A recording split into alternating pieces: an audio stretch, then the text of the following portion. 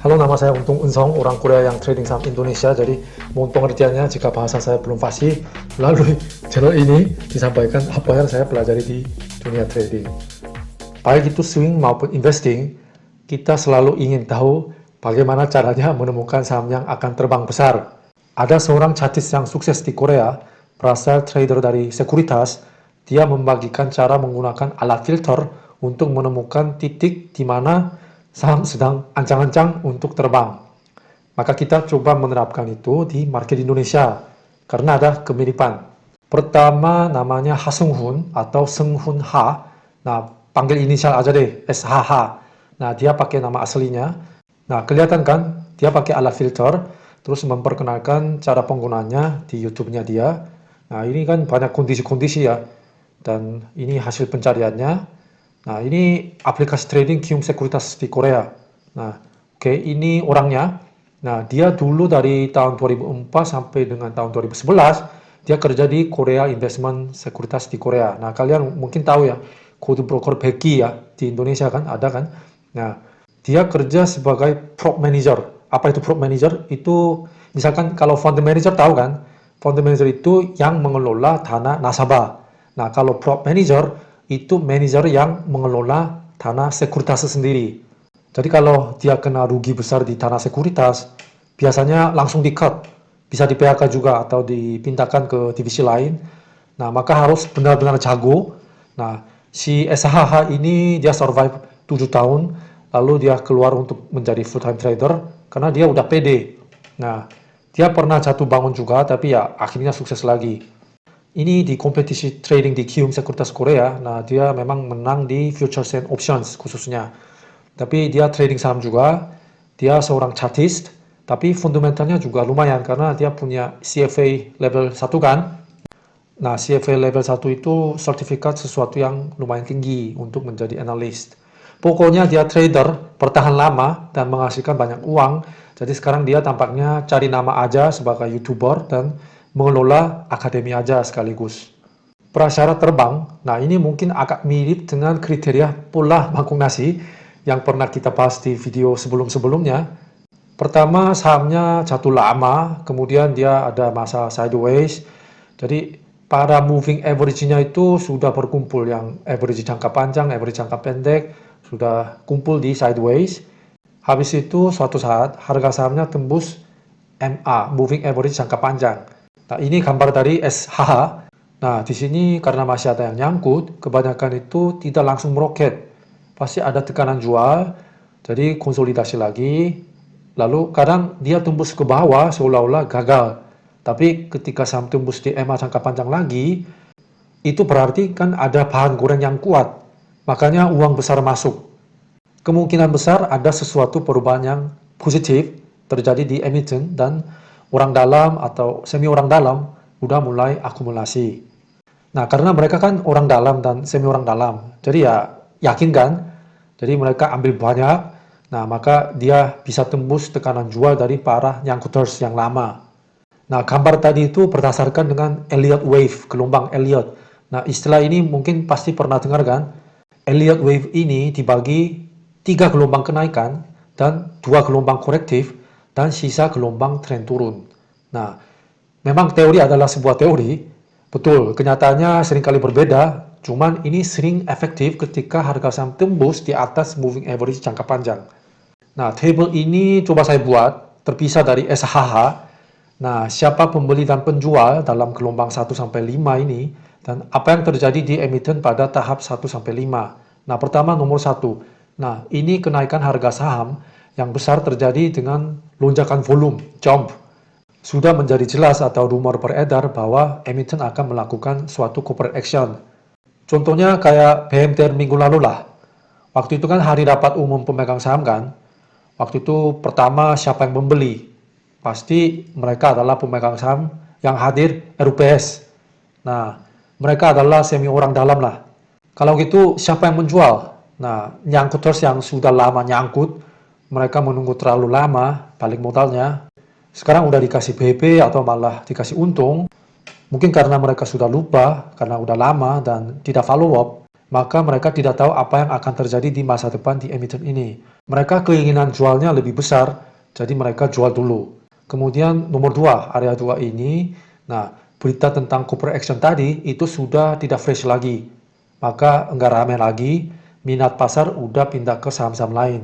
Maka memasuki fase koreksi, sehingga volume perdagangan juga mengalami penurunan. Nah, di sini siapa yang masuk? Mungkin swing traders yang menunggu koreksi. Nah, mereka yang masuk. Nah, kalau gitu siapa yang menjual? Bisa jadi trader yang ambil di pucuk di nomor 1, kirain breakout lagi, ternyata gagal. Jadi dia turun, sudah sentuh garis stop loss mereka. Jadi mereka keluar. Kemudian nomor 3, area kenaikan yang paling panjang. Tahap ini jadwal corporate action tadi diumumkan secara resmi di keterbukaan informasi IDX. Nah, siapa yang masuk? Di fase ini baru institusi dan foreign masuk kemungkinan besar. Karena corporate action-nya itu udah jadi resmi dan mereka biasanya membutuhkan waktu untuk membuat keputusan pembelian. Walaupun mereka sudah incar dari nomor 1 area 1 ini, cuma karena mereka adalah institusi, mereka butuh prosedur. Rapat lah, laporan lah, ya.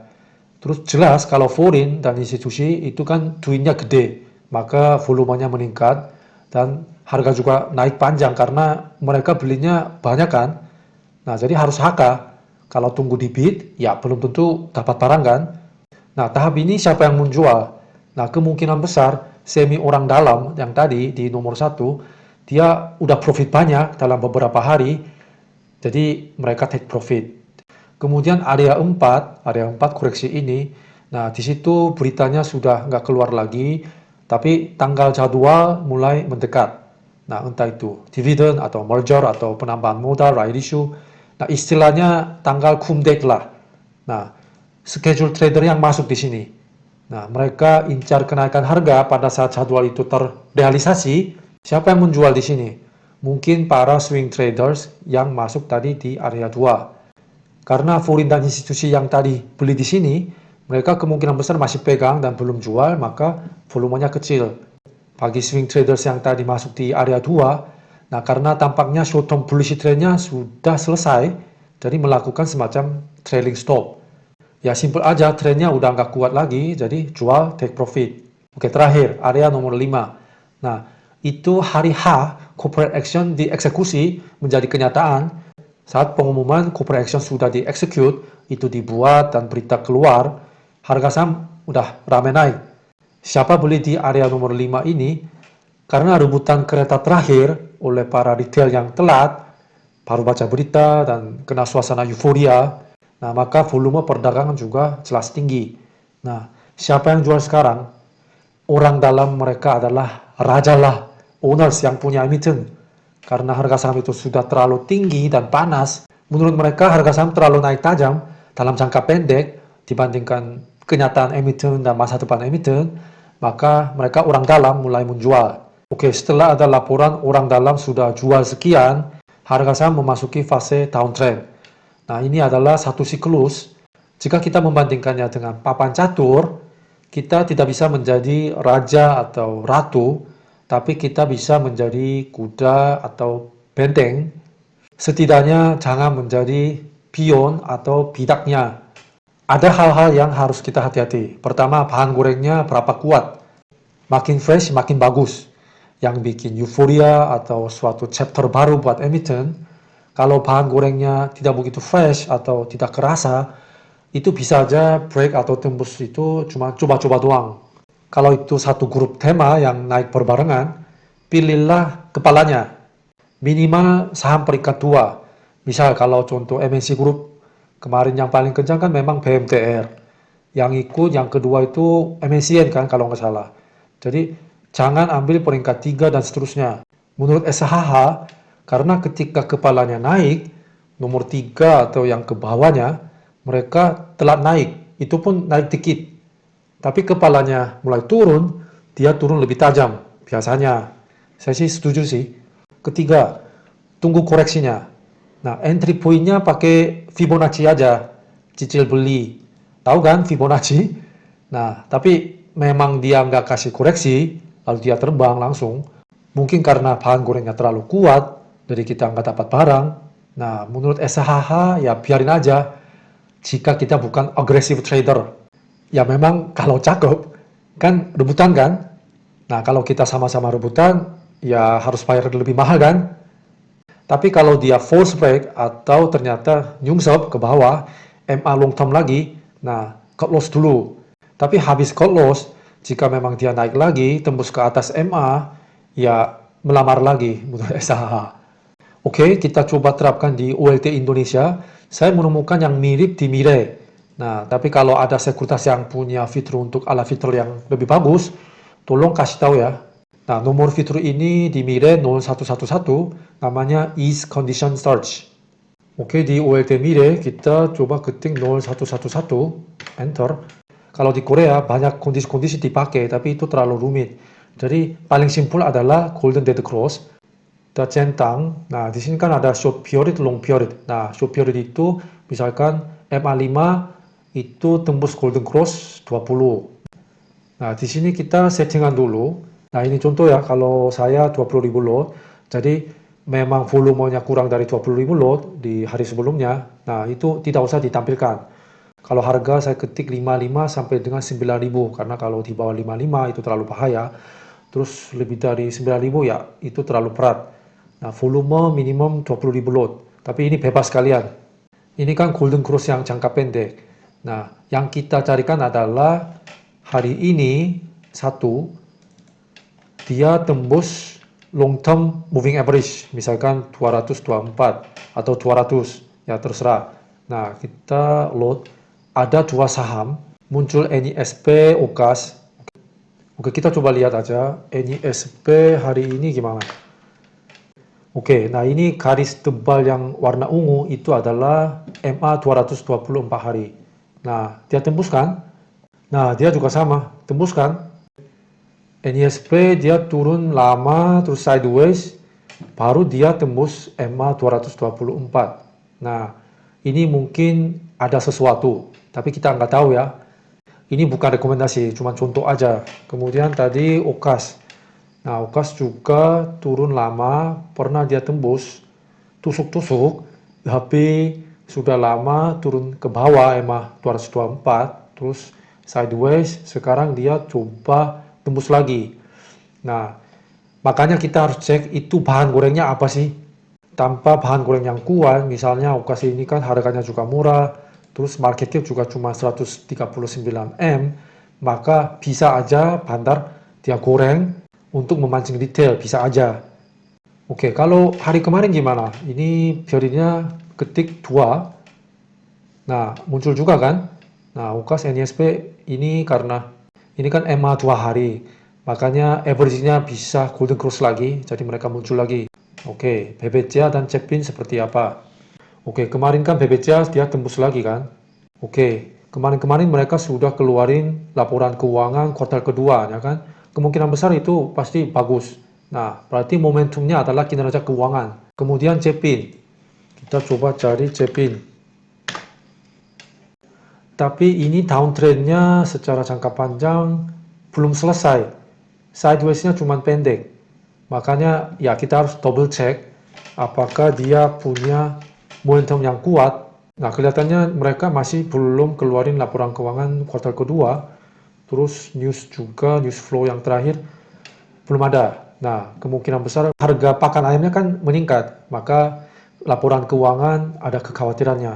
Tapi kita nggak tahu karena angkanya belum keluar laporan keuangan kuartal kedua. Kalau dalam 5 hari ada BEHIT-nya. Oke, BEHIT juga tahun lalu dia pernah meroket, tapi setelah itu kan turun lama. Terus ada sideways, pernah ada tusukan. Jadi barang-barang nyangkut itu sebelumnya itu sudah dicernakan di area di sini. Dan dua-duanya gagal untuk menembus MA 224 kan. Terus sekarang percobaan ketiga. Nah, karena kemarin di RUPS-nya BMTR, nah MNCN sama BMTR mau di-merger kan, itu kan sudah diberitakan. Makanya sekarang BEHIT juga kalau nggak salah dia ganti nama. Karena masih ada harapan perubahan struktur grup MNC, nah perhatian pasarnya kan besar. Jadi kalau BEHIT itu tergolong yang jelas bahan gorengnya. Oke, sekarang terakhir kita coba cek sekilas saja saham-saham top gainers tahun ini, apakah mereka juga bentuknya mirip di chart yang tadi. Oke, coba cek 5 sahamnya ya. Oke, pertama ENRG ya. Di sini ya, bulan Februari, kenaikan minyak dan gas itu jadi momentum ketika perang Rusia Ukraina terjadi. Nah, momentumnya udah jelas. Oke. Kedua, IATA. Dia tadinya enggak di bawah EMA 224, cuma tidak tembus ke bawah. Waktu itu bahan gorengnya kan dia ganti nama dengan MNC Energi karena dia beli tambang dari Behit. Lalu waktu itu kan saham-saham batubaranya kan kuat, jadi dia juga otomatis dapat perhatian. Kemudian Becap, nah ini ya garis warna ungu ya, MNC Capital. Nah memang waktu itu berbarengan dengan IATA, MNC Group. Kemudian ESA, nah setelah dia tembus EMA 224, nah dia jangka pendeknya kan naik. Terus setelah EMA 22-nya udah menjadi uptrend, ketika dia tembus ke atas lagi dari bawah, EMA 224-nya, nah secara long term kan naik. Momentumnya kalau nggak salah harga amonia naik. Oke, terakhir Indi. Ya sama ya, sampai tahun 2021. Nah, batu bara kan masih dianaktirikan di market karena dia nggak masuk kriteria ESG, bukan ramah lingkungan. Tapi begitu China nggak mau impor batu bara dari Australia, nah geser ke Indonesia kan. Jadi ceritanya berubah, market nggak peduli ESG lagi. Nah, memang di sini ada false-false-nya kan. Jadi kita harus mampu menilai bahan gorengnya seberapa jelas dan kuat. Oke, sekian dari saya. Kalau konten ini bermanfaat, like dan jangan lupa subscribe dan komentar dan set alarm biar tidak ketinggalan saat konten berikutnya sudah di-upload. Terima kasih, sampai jumpa.